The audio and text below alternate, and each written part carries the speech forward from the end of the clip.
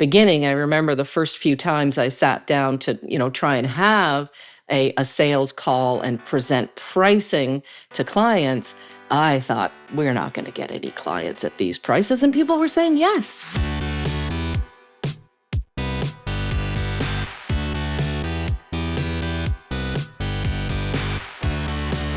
You're listening to The Successful Bookkeeper with your host, Michael Palmer. Listen each week as inspiring guests share their secrets of success to help you increase your confidence, work smarter, and build a business you love.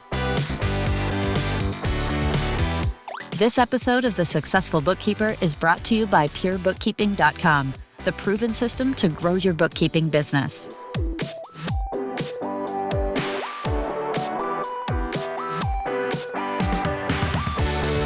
Welcome back to the Successful Bookkeeper Podcast. I'm your host, Michael Palmer. It's part 3 of our 4-part series with returning guest, Teresa Slack. In this episode, she takes us inside the phase where the real momentum starts to build, but not without fear. New investments, uncomfortable pricing conversations, and a commitment that forced her and her sister, Connie, to finally work on the business instead of just surviving inside of it. Let's learn more right now. And then there's also a whole sales and marketing piece in there, which was really helpful as well. Like I remember back then there was a piece on something like a 7-point strategy or 7 ways to get 7 by clients. 5. Yeah, Thank you. 7 by 5. 7 strategies to get 5 new clients and Thank add you. 30,000 in revenue through those There you go. strategies. Yeah. And I remember that. And I remember reading through that and going, oh, I can do this one and I can do this one. And I think I can do these things, and started implementing some of those strategies and started getting better clients, right? Yes. But then parallel to this, you're learning now. You've invested in the Mark Wickersham support and training. And so it's an interesting parallel. Had you not done them both, you probably wouldn't have arrived as quickly. Maybe you figure it out along the way. But pricing is such a critical piece. Yeah. Tell us a little bit about that. And the same kind of thing. It's like, were you skeptical? What had you make the commitment? I mean, you tried to do it on your own. You're like, okay, I've taken Mark's free training and I'm going to go implement it. And it failed because you didn't understand how the system really worked. So tell us a little bit about that. Sure. Yeah. And I do agree that it took both of those things to build what we built. Because sure, you can have all the great checklists and all the great systems for quality bookkeeping, and you can hire all the right people. But if you don't know how to price your services, you are going to fail. You will not be profitable. And so it was through Mark's training that we really learned to understand what value pricing is. And for listeners, in case you're not sure, fixed pricing is what we had done. That is, everyone pays the same price, where my entry level was $200 and my middle one was $300 and my premium was $400. That's fixed pricing. Value pricing is every single client pays a completely different price based on their unique scope, what they need, and what they value the most. That is what we needed to learn and to understand and to start making that shift. And that program helped us learn things like how to build an ideal client profile and to start understanding what is it that your ideal client cares about and needs and values. And it helped us to take that information and then build brand new bookkeeping service packages that really appealed to our ideal client. And that when I presented them with these packages, they were paying 5-10 times the prices that we had in the past. Connie and I were shocked. We, at the beginning, I remember the first few times I sat down to, try and have a sales call and present pricing to clients, I thought, we're not going to get any clients at these prices. And people were saying yes. And it was like, whoa. It was truly an amazing experience. And what I really liked about the Academy is, it's not just pricing. The academy goes into even deeper into marketing and website designs and now it's AI and all kinds of things. And it really kind of gave us all the other pieces. So we got all the systems and checklists and processes and that support through Pure, and we got all the other pieces we needed through the Value Price Academy. And we were scared, Michael, when we signed up, because everything's billed in US dollars, which we know for us Canadians makes it even more expensive. So we had just invested in Pure and we were making this other investment. And we were afraid because we knew we didn't have the money. We did. We knew it. But what I can say is because Connie and I are action takers, we would come to the Friday success calls. And what Connie and I did is we blocked off every Friday afternoon. We said to all of our clients, Financially closes at noon on Fridays. And what we would do is we would come to the success call. Back then it was with you, Michael. And then we would spend the entire afternoon implementing the Pure system, implementing the value pricing systems, because I find what happens to a lot of bookkeepers, and this was us in that first month or so, where we'd made these big investments, but we weren't doing anything because we were so busy dealing with the actual clients and all the fires and making sure clients are getting all the things that they needed. But we knew that, okay, if we're going to invest this money, we need to actually get some value from it. So, and we find clients don't want to meet on a Friday afternoon anyway. So that's what we did. We shut at noon every Friday and we worked on the business. We implemented, we watched videos, we took templates, we, started to build out all the systems and processes we needed to have Financially 2.0, which could be profitable. It's very cool. That session on Friday, was that in person, remotely? How did that look? Over Zoom. Over Zoom. We would meet over Zoom. Right? So you would hold each other accountable in a way to getting the work done, and then figure out what you were going to implement next, and do the research, do the training, and take actions. Yeah, and we sort of had some tracking. We had our goals as to, well, what are we working on each week? And then it would be, okay, Connie, you're going to work on this, I'm going to work on that. But we would sit on Zoom the entire afternoon and we'd be working on things sometimes together. Sometimes we would go away and do things and come back and talk about it. But that was the commitment we made. Now, I know everybody can't take an entire afternoon, but I challenge you to make that commitment, because you invest in these systems, you invest in these programs, whatever one it is. There's lots of great training and coaching programs out there, but I find a lot of us invest in them, but then we don't make the time to get the value from them. And I can honestly say that we started having enough money to pay for our investment in the Value Price Academy within a month or two. We were bringing in, we had increased everything enough that we could pay for Pure, we could pay for the Value Pricing Academy, but that's because we took action.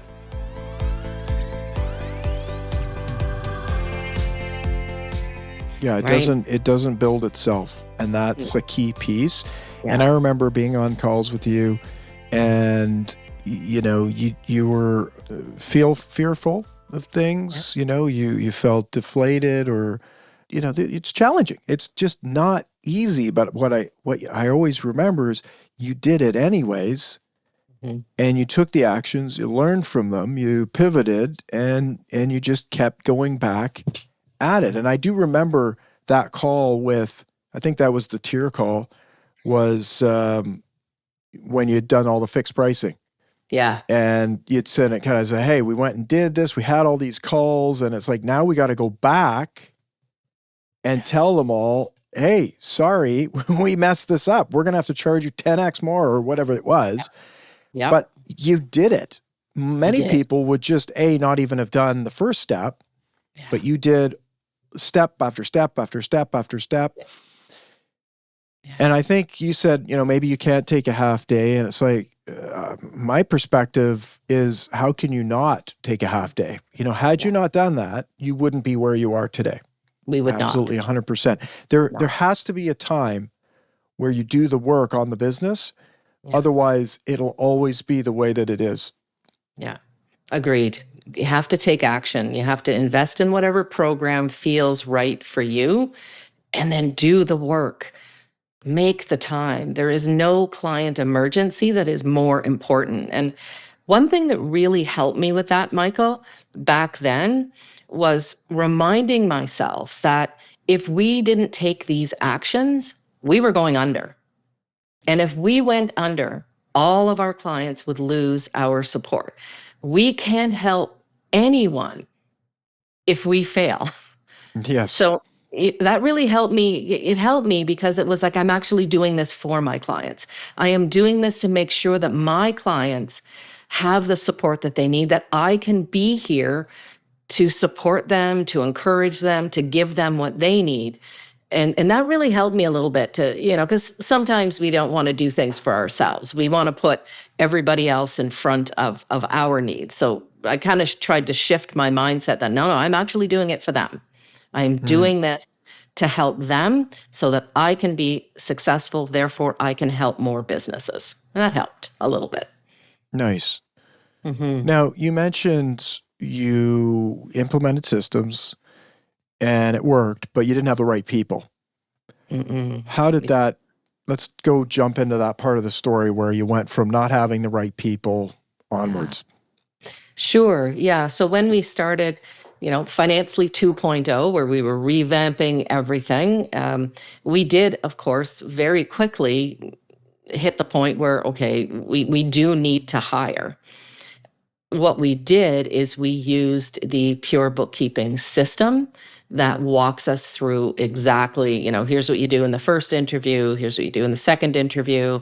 And then I love that there was templates for testing, and we actually were able to, we would test them in QuickBooks, and we would also give them through the Certified Professional Bookkeepers of Canada, so CPB Canada. They have a bookkeeping skills test, a 50-question test. So we made that part of it too, that they had to take this multiple choice skills test. They had to get 80% or above. We preferred over 90. If they were under 80, we just wished them well. It's like, you need to work on your bookkeeping skills. After that, then they had to do a live QuickBooks test. They had to show us the skills, because in the past, we'd had people come in that said that they knew it. Oh yeah, I use QuickBooks all the time. And then when we started testing them with this, they didn't even know how to enter a bill or record an invoice or record a payment, and they were stumbling through it. So that system really allowed us to weed out the people who were not a good fit. And at that time, too, we'd made the decision that we were only going to hire experienced bookkeepers. The first time, we hired inexperienced, thinking that we could train them on everything. And some people do that, and they're very successful at that. It had not worked for us, so we decided, no, we're going to hire experienced bookkeepers that have knowledge, that have skill, who can then use the pure bookkeeping systems accurately, who can understand what they're being asked to do. And it was that pure system that helped us to do that. Wow. Yeah, that the testing inside of QuickBooks and being able to be a repeatable benchmark where it's a fake company that's been set up. Yeah. I mean, I've come across many other firms that charge to hire bookkeepers and run them through tests, and they charge like $6,500 to $10,000 per hire. And it's amazing because you're able to benchmark and get a real solid predictor of how they will perform. And time again, if people follow the systems and the recommendations through that system, they find great team members. Yeah. And doing it the other way is so costly. It's as you've, tens of thousands of dollars or more on a bad hire. So that can be a limiter. And Also, I think with small businesses, making a mistake on hiring, it can really put a setback to Yeah. maybe not wanting to hire again. And you made Yeah. mistakes. I'd love Sure. to know Yeah. some of your mistakes. Yeah. I mean, even using the system, sometimes you don't get a great hire.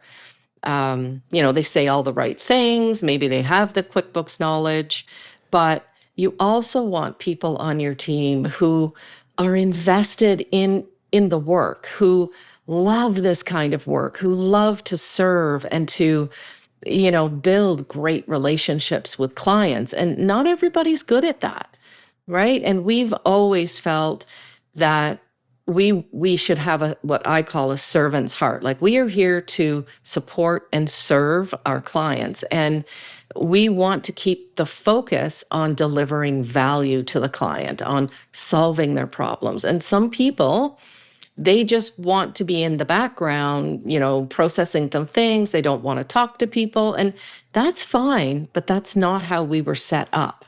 Right? We needed our team to be good communicators, to talk to people, to love this stuff and to be invested in it. And we've got some amazing people on our team now, but we've been through some not so great ones. It Well, happens. people are people. Let's not forget.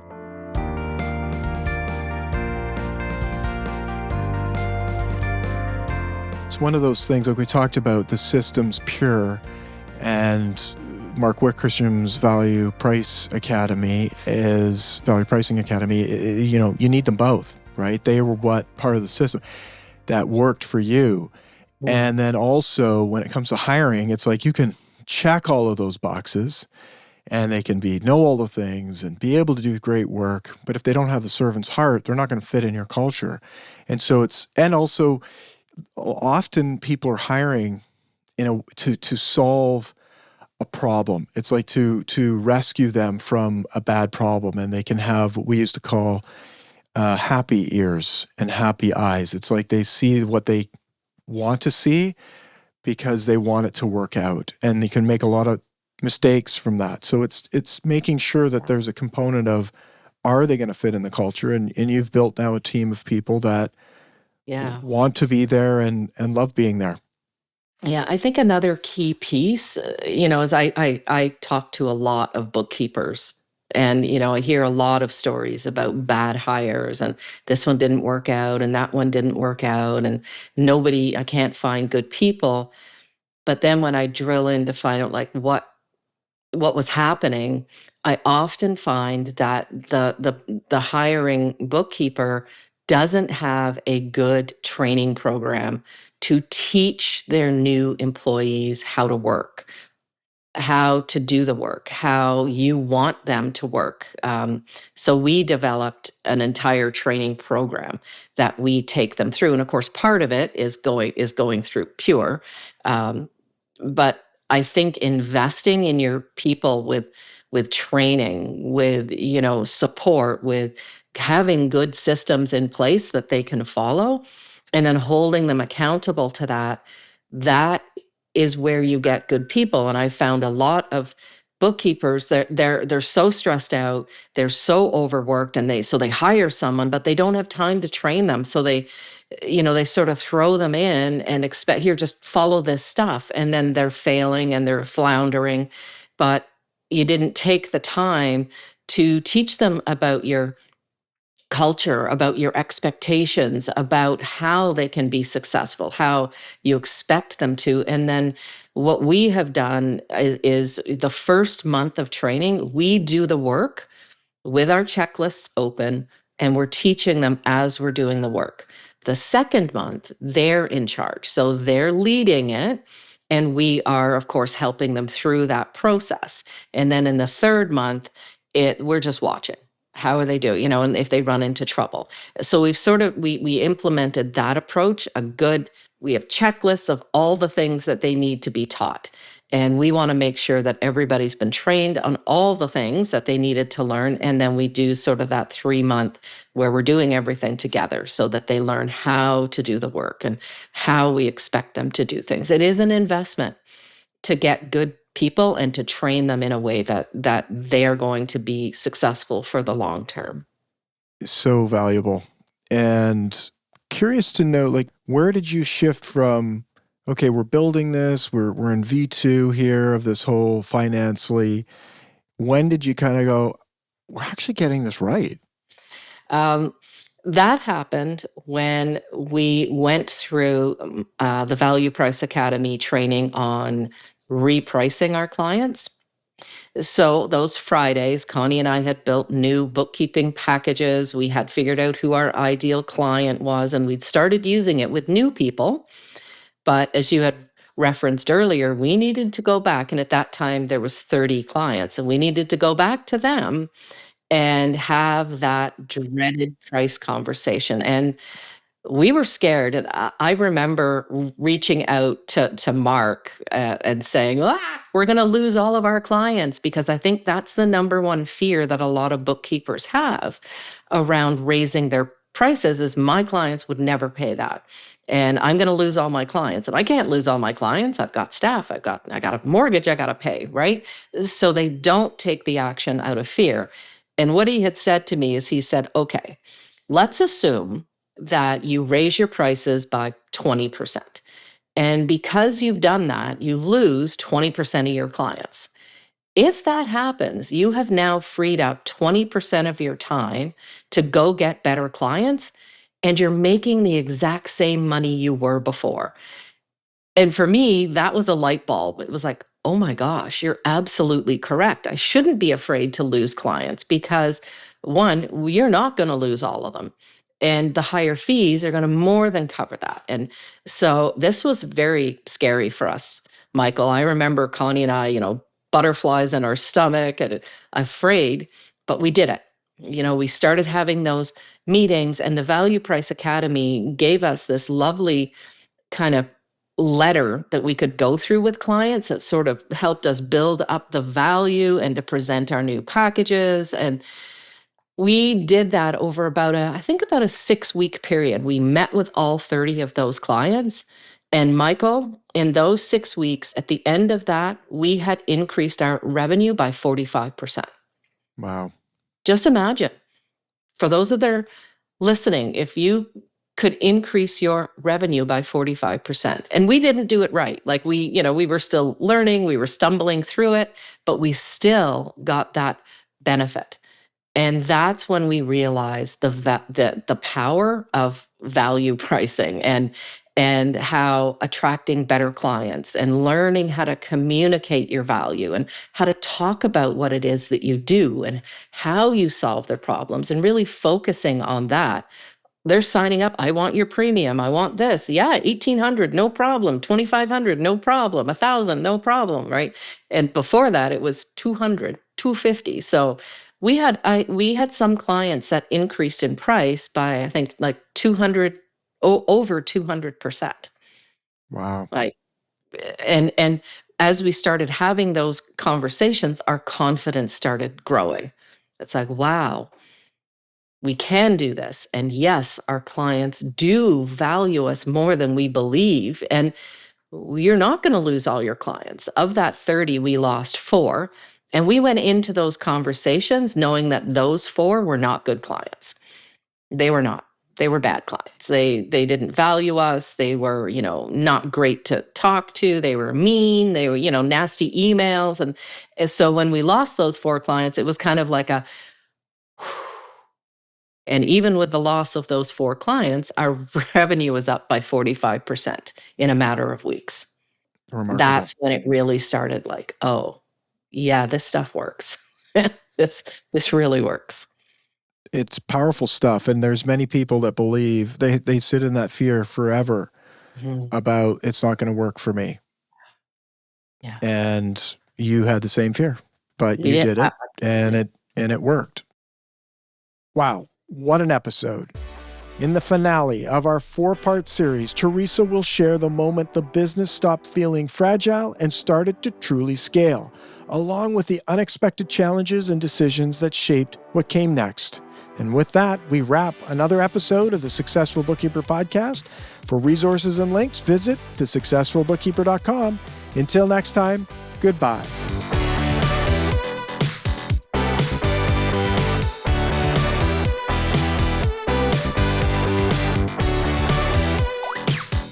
You've been listening to The Successful Bookkeeper with Michael Palmer.